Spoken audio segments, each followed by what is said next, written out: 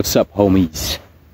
So I did a few things. I've actually been playing around a lot with the axe, and I have it on a leather hook on my belt, and as you can see, I burned the handle a little bit, and then I made a Kydex cover,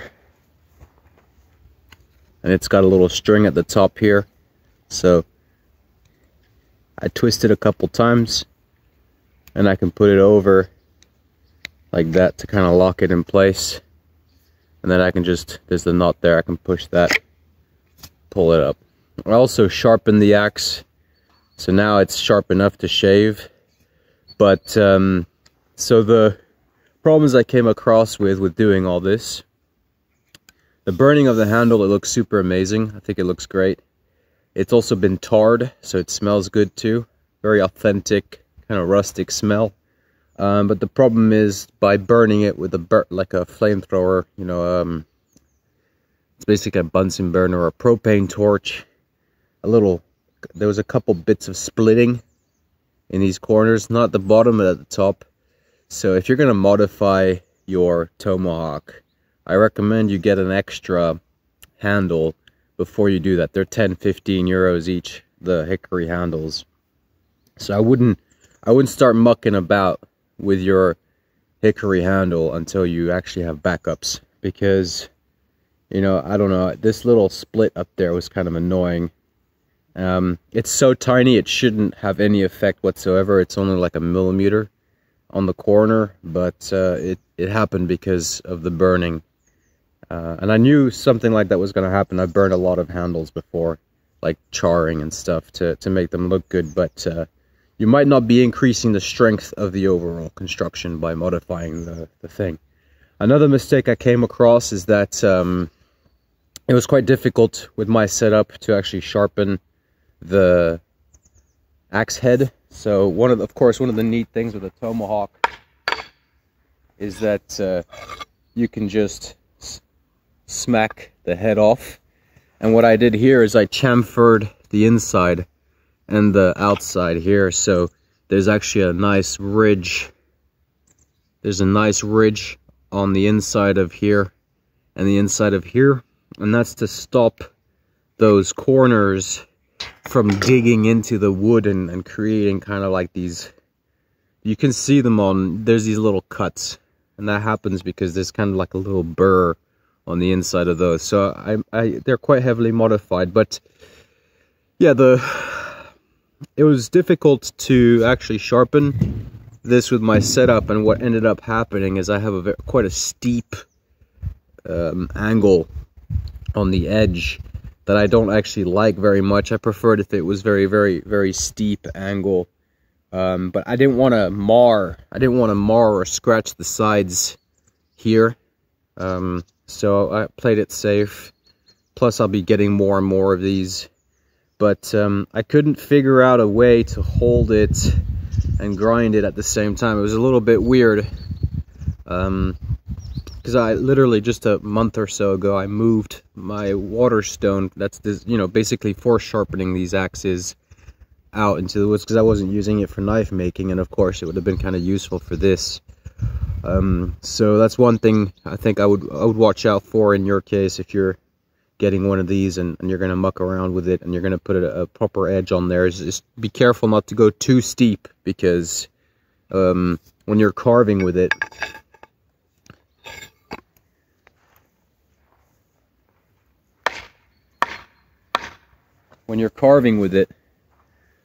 like this,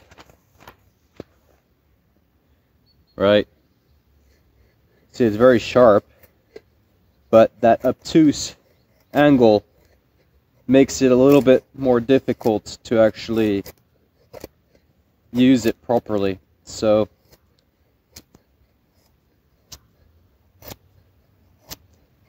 it's not that big a deal, but it's, for me anyway, it's off by such an ever small amount, like just a little bit too obtuse for me.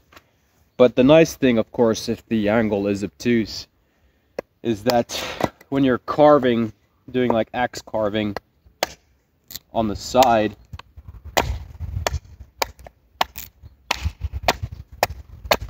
like that, it's actually better for this. So I don't know. Overall, I think I would have preferred it to be steeper. The nice thing is that this steel is actually very nicely hardened. When manufacturers claim differential hardening, they'll brag about how, oh, it's differentially heat treated, but really that just means they did a half-ass job, and they just fucking did this quick-ass bullshit, you know, Pakistani fake Damascus style heat treat where they just heat up the edge of their mono steel and then throw the blade or whatever into a bucket of oil. If you have mono steel like this is I think 1055 steel, when the whole thing is steel, the whole head, the whole piece, the best way to heat treat it is to austenize the whole thing, quench the whole thing, and then do a differential temper. So you temper, it's going to be significantly stronger that way. You're going to have a lot less stress points. The problem with when this kind of fake differential hardening, literally what they're doing is they're just heating up the edge. There's somebody standing with a pair of tongs next to some blowtorch or something, and he just spends the whole day just quickly heating up the edge and then throwing the axe head in some tray or filled with oil. And you know, you'd be surprised how many manufacturers, especially in the US, that do that with like $300 or $400 or $500 stainless steel, super steel folding knives. Yeah, it's once you know certain things, you realize like ignorance truly is bliss. And there's a lot of Americans paying a lot of money for what they think are collectible blades that are actually just bullshit. Made worse than Pakistani tourist Damascus trap bullshit. Tourist trap Damascus shits. You'd be surprised how many American-made or handmade knives in the US are about as good or worse quality than Damascus, fake Damascus, Pakistani tourist trap blades. But anyway, so another problem with a differential hardening like this is that if you're not careful and the rest of the body of the axe is too cold, and this is the case with sort of any steel, you're going to have a pretty intense stress zone between where the hardening occurred and where the rest of the head was too cold. So if you're going to do a differential hardening, you want to, because the thing is, the benefit of doing it this way is that you don't have a huge mass of metal to cool down within a specific time. So, you know, this is like the problem with integral kitchen knives. They're really, like, in terms of metallurgy, they're a nightmare. Metallurgically speaking, it's not a professional way to heat treat things, to have massive differences in mass throughout your profile. And kitchen knives are basically like one of the worst things to do an integral for. I mean, integrals, that comes from an era of drop forging, you know, cheap paring knives. But anyway, so the benefit of course, just heating up that edge is now you get to cool down that edge much more rapidly. You're not heating up the oil that much, and if you're heat treating thousands of these a day, you're going to have to deal with your oil temperatures, and so just heating up what you need to heat up and quenching that won't have such a dramatic effect on your oil temperature. Now it looks like the whole thing has actually been quenched because you've got this quench and cooling, so maybe they heated up just the edge to austenization temperature and the rest of the axe at a slightly lower temperature where it doesn't get hard. And you have to basically do that if you want to avoid these stress fractures between where you've hardened it and where it was cold. But either way, the edge retention is actually really good. I haven't seen any issues with it, so that's nice. And it's a wonderful axe to use. It chops quite well. You'll notice something that's odd with these tomahawks. Now, from my research, some people say that like 90% of a tomahawk was a fighting weapon and 10% a tool. And some people, it's vice versa. They say it's 90% a tool and 10% a weapon. So it's kind of in my mind, it's 100% a tool that you can use to crack open heads with. So, you know, I've been using it as a tool. I haven't used it to open heads with. I'll probably skin a deer with the axe head. But either way, I don't see why people have to differentiate a tool from a weapon.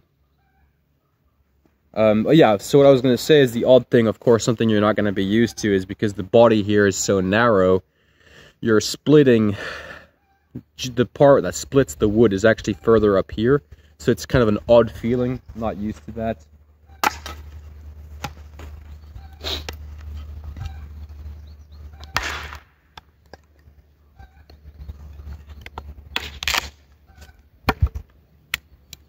It does penetrate pretty deep, which is a bit, it penetrates kind of deep because of that narrow nature of the steel head. So here we can go and just do a quick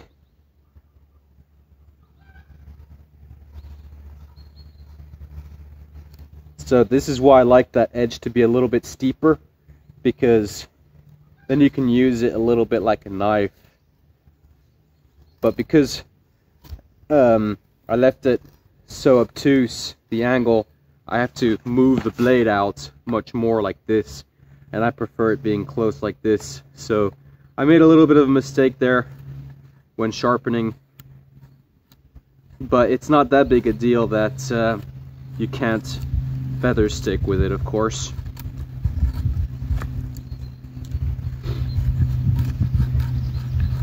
I might fix that, but the reason that's the case here is because when it comes to an axe, I didn't want to have a convex edge like I have on a lot of my knives. The convex edge is nice for whittling, it's nice for being able to have multiple attack angles, but when it comes to an axe like this, it just feels more right that they're Scandi grind, the flat sides, they're flat edges. Just for carving and things like that. With the convex edge, of course, the problem is if you're not coming in at the right angle, you might bounce off. So a convex edge on a chopper may lead to some bounce off, which is not what you want. So here's a bigger piece of wood. I think this is asp. It should be fine. We can also cut with 2 hands.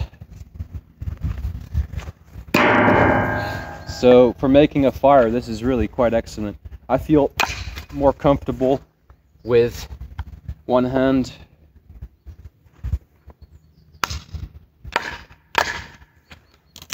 That was shit. But then of course you can also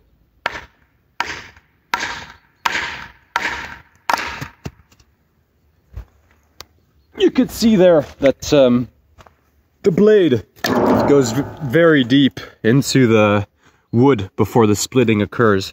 The actual splitting of the wood occurs up here. So the axe will go quite deep before the wood splits up there. Which is fine if you're thinking about a tool that's like multi-purpose, primarily being light.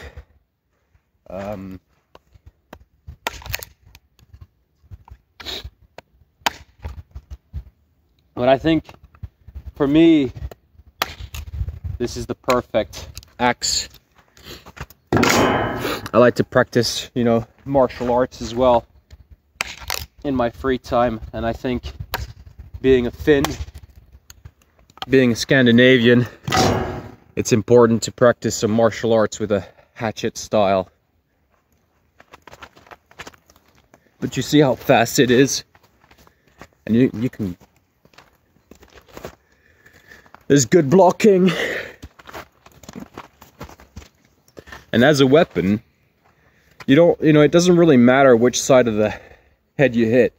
I can flip it over on this side, smack you hard in the side of the head with this part and you're dead. So you don't even need a sharp, like I can parry like this, any incoming strikes. I can hit like that in the neck or something, in the face. I can skull crush, so I can parry, skull crush. If that was your skull, it wouldn't be one skull anymore, it would be split in half, you'd be fucked. So in terms of a zombie tool, a house defense,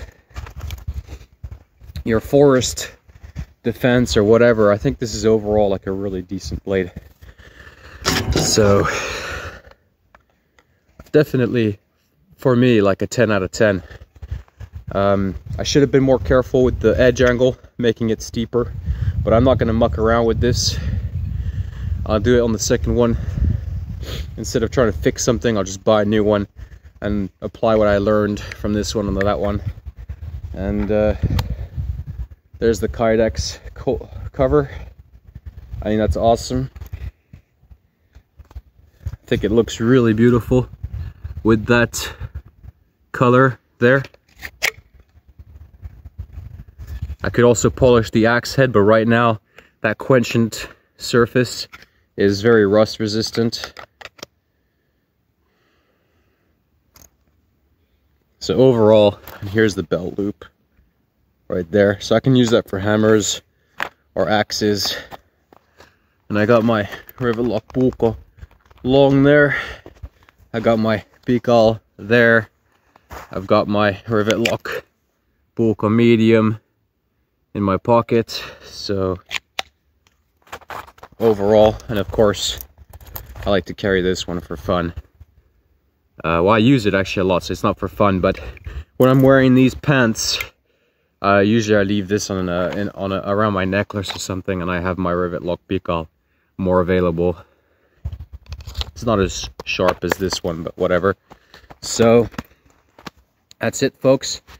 Maybe I do a quick run with the gloves. I don't have a lot of battery left, and I don't want my phone to die on me while I'm filming this, but let's try and get this one chopped. It's very important to test all your products while wearing gloves as well.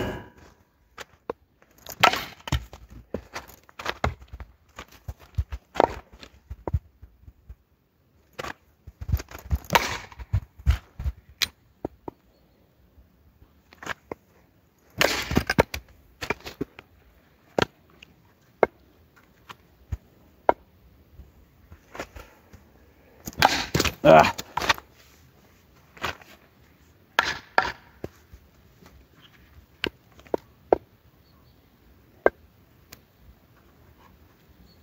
And the real trick is finding a good chopping block.